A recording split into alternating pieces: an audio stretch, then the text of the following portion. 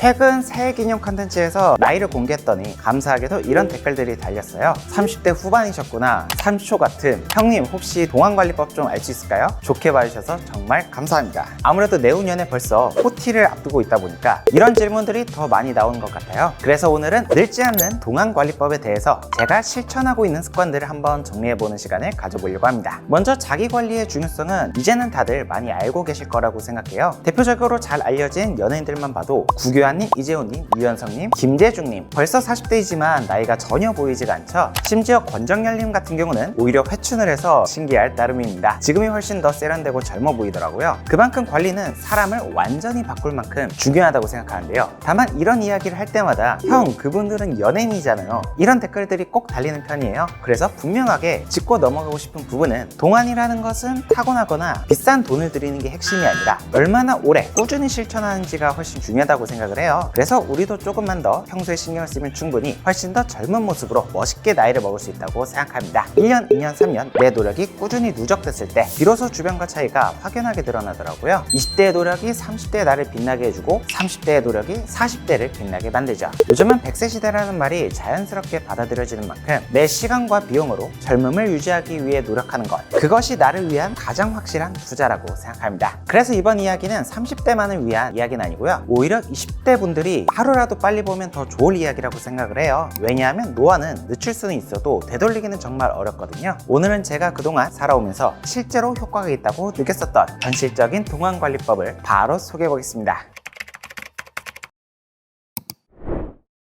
먼저 나이가 들수록 가장 중요하다고 생각하는 부분은 바로 턱선과 체형이에요. 30대가 넘어가면서 가장 먼저 무너지는 게 이 턱선이랑 복부 쪽이거든요. 이 부분에 살이 붙는 순간 나이 들어 보이는 속도가 급격히 빨라집니다. 같은 나이여도 체형 관리가 된 사람과 아닌 사람은 첫인상에서 바로 차이가 나거든요. 5kg, 10kg 차이가 체감 나이로는 5살 이상의 차이를 만들게 되죠. 이게 또 20대와 30대의 차이가 있는 게 20대 땐 얼굴이 조금 둥글둥글해도 오히려 귀엽고 어려 보이던 시기가 있었잖아요. 근데 문제는 이게 30대 초중반이 넘어가는 순간 얼굴살이 처지기가 시작한다는 점이에요. 그러면 약간 불독 같은 느낌으로 피부가 처지면서 어느 순간 갑작스럽게 노화가 체감되기 시작합니다. 그래서 한 살이라도 일찍 만들어주면 좋은 게 바로 운동 습관이라고 생각을 해요. 만약 체중이 과거보다 많이 불었다면 살짝 빼볼까? 라는 가벼운 마음가짐보다는 한 번쯤 완전히 디톡스 한다는 느낌으로 3개월, 6개월 과감하게 다이어트를 결심하는 것도 굉장히 저는 도움이 된다고 생각합니다. 저도 4년 전에 바디 프로필을 도전해서 찍었었는데 확실히 그때 체중을 확 빼고 나니까 그때 이후로 이 턱선이 자연스럽게 살아나면서 오히려 예전보다 어려 보이게 되더라고요. 지금은 솔직히 마시는 것도 좋아하고 요리랑 술도 좋아하기 때문에 그때 몸을 유지하진 못하고 있지만 한 번쯤 제대로 빼본 경험 자체가 지금까지도 관리하는데 큰 도움이 되고 있습니다. 살을 한 번도 끝까지 안 빼본 사람과 한 번이라도 끝까지 빼본 사람의 차이는 평소의 관리 난이도 자체가 아예 다르거든요.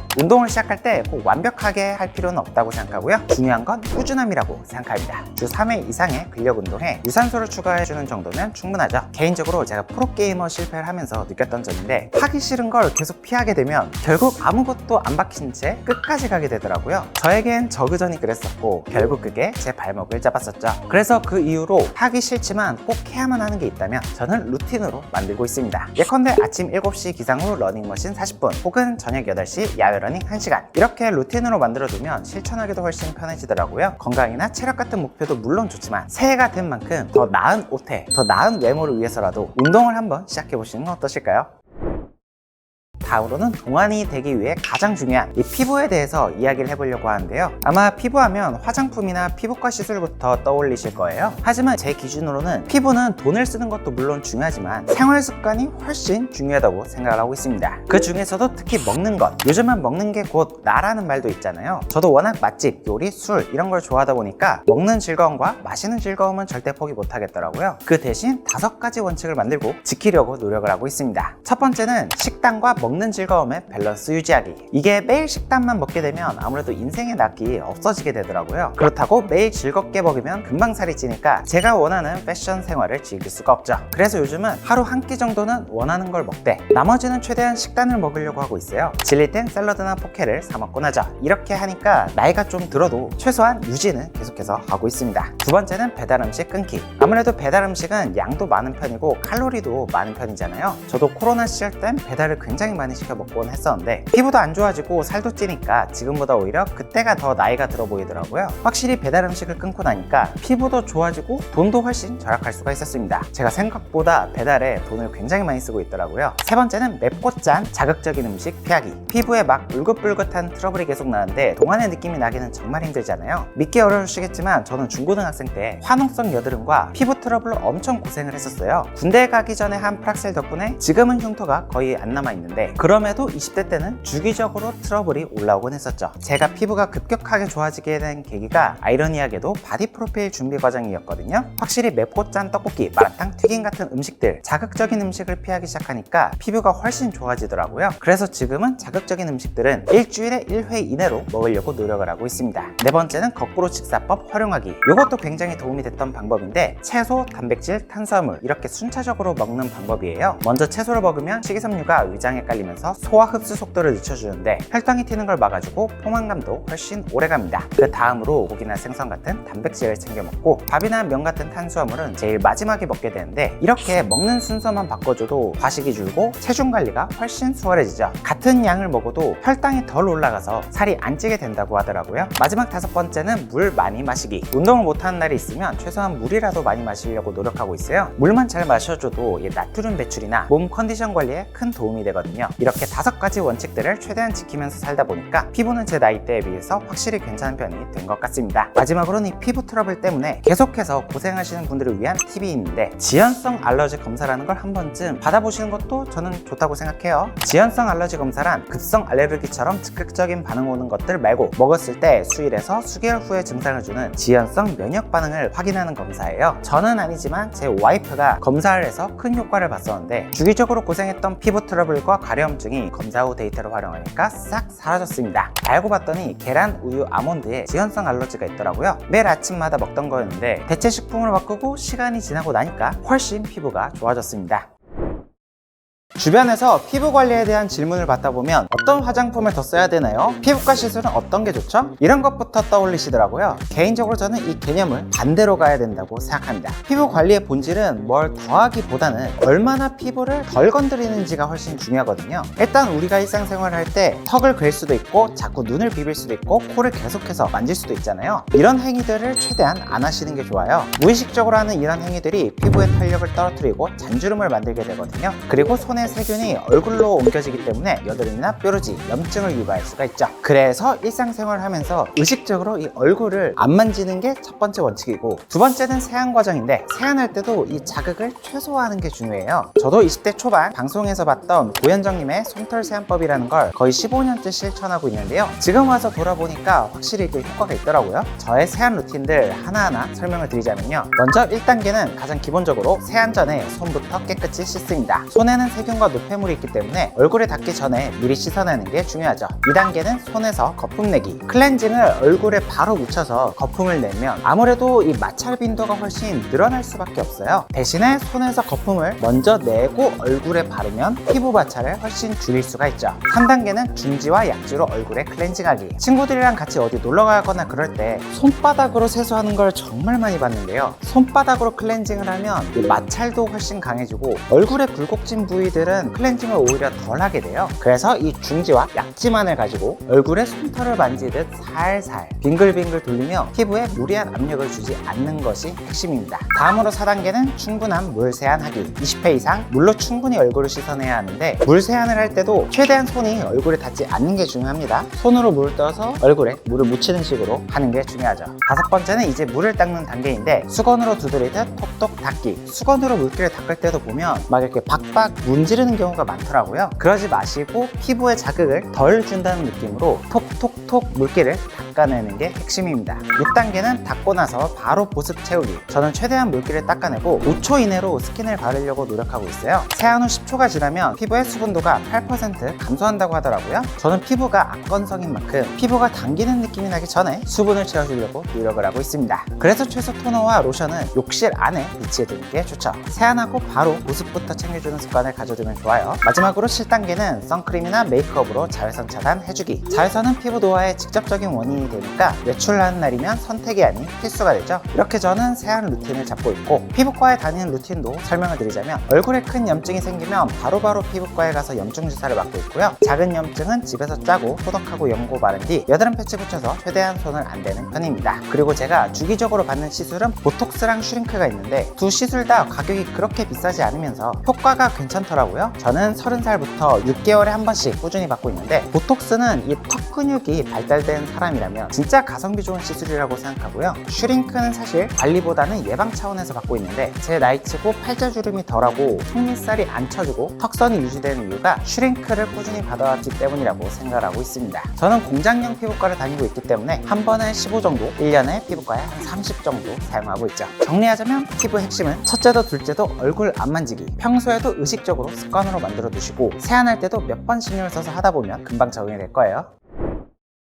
드디어 패션 이야기가 나왔는데요. 동안으로 보이기 위해 빼놓을 수 없는 요소가 바로 패션과 헤어스타일이라고 생각을 해요. 왜냐하면 사람이 그냥 수더분하게 지낼 때와 패셔너블하고 헤어스타일까지 신경 썼을 때 아우라 자체가 다르다고 저는 느껴지거든요. 다행히 요즘엔 정보도 굉장히 쉽게 찾을 수가 있고, 저처럼 패션 정보를 최적화해서 전달하는 패션 유튜버들도 굉장히 많이 생겼습니다. 패션에 대한 컨텐츠는 항상 만들어 오고 있기 때문에 오늘은 스타일을 보다 효율적으로 발전시키는 방법 알려드리자면요. 내 스타일을 찾기 위한 가장 쉬운 방법은 롤모델을 잡고 따라하는 거예요. 흔히 손민수하다라고 하죠. 실제 주변에 있는 사람을 똑같이 만약 따라한다면 솔직히 소름 돋고 그럴 수가 있는데, 요즘은 다행히 SNS 시대라서 따라할 수 있는 레퍼런스가 정말 많습니다. 자신과 비슷한 체형, 따라하고 싶은 스타일을 가진 인플루언서를 찾아 일단 따라해보면서 스타일을 배워나갈 수도 있고요. 좋아하는 브랜드가 있다면 룩북을 참고해보면서 아, 저렇게도 입어볼 수 있구나 하고 참고할 수가 있죠. 그리고 가장 중요한 건 많이 입어보는 거예요. 꼭 옷을 매번 살 필요는 없고 매장에서 최대한 많이 입어보면서 나에게 맞는 스타일의 옷을 찾는 게 중요합니다. 요즘은 예전과 다르게 SPA 브랜드 매장에서 옷을 자유롭게 입어볼 수가 있잖아요. 잘하는 무신사 스탠다드, 코스 같은 브랜드들에서 옷을 입다 보면 나에게 맞는 옷을 찾기가 훨씬 수월하죠. 요즘엔 더 이상 옷가게 점원들이 나를 졸졸졸졸 쫓아다니진 않기 때문에 부담 없이 나에게 맞는 스타일을 찾기 좋은 시대라고 생각합니다. 그리고 저처럼 키가 작거나 통통해서 기성복이 잘 맞지 않는 경우는 수선도 많이 시도해보는 게 중요하다고 생각하는데요. 내 몸에 맞는 핏을 찾는 게 중요하기 때문이죠. 그렇게 많이 입고 SNS도 참고하다 보면 점점 자기 스타일도 늘고 옷 입는 게 재밌어질 거예요. 요즘은 무신사 앱이나 사이트에서 상단에 있는 스냅란을 클릭해 계절과 스타일, 키, 몸무게를 선택한다면 내 취향과 비슷한 사람들의 스타일을 참고하기도 쉽죠. 심지어 그 사람이 입은 착장 정보도 바로 아래 있어 쇼핑을 하기도 편하기 때문에 마음만 먹으면 스타일을 발전시키기 정말 좋은 환경이죠. 그리고 이제